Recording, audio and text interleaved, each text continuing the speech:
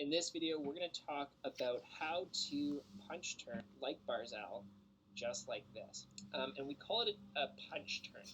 And you can call it all sorts of different things, but what makes it a little different than your typical tight turn is this right here, this punching step and this foot, where what you do is you turn your foot perpendicular to its motion or its movement, and it sprays snow for a little bit. So you can see here, Barzal picks his foot up, punches that foot, and then proceeds to turn tightly. Now what makes this different is that if I don't punch, what happens is both edges dig in and you have a larger arc. When you punch this foot, it slows you down, it scrubs speed, but what it does do instead is allows you to turn more tightly.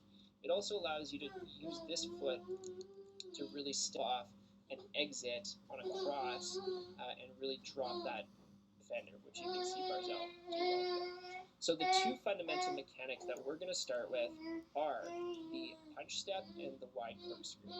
So the punch step is really simple, and if you want to get deeper into the punch step, you want to go back to the fundamental section, and there's a full stage and step of progressions and regressions. So all you're doing is you're lifting your foot up. You can see as I lift my foot here, I'm punching, and I'm sliding the foot perpendicular to the way the blade is oriented, and it sprays snow here. And I'll go back 1 second, right there. The most important cue to layer the punch step into the punch turn is to make sure that you're practicing your punch steps, one, with your knee over your toe. So instead of having your knee back here and having no shin angle, your knee ends up being over your toe.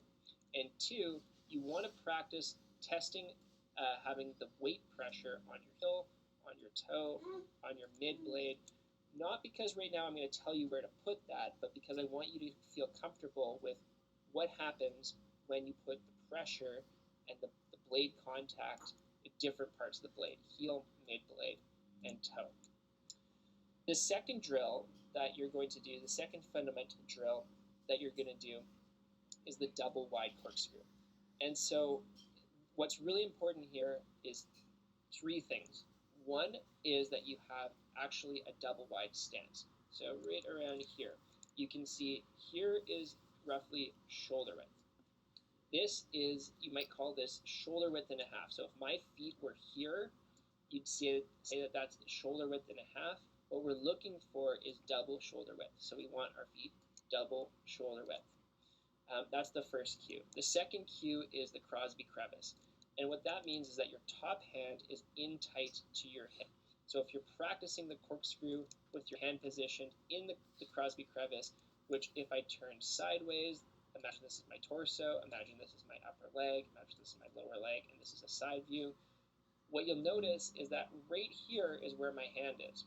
And that allows the mass to be central, which makes it easier for you to balance. If the hand was too low or too high, you'd see that if it was too low or too high, it would be further away from your center of mass, which is right here. So having your hand here, A, allows you to have a more central form of mass. We call this the Crosby crevice because Crosby is very good at this, for one. And two, it also allows the hand to travel across to the other hip.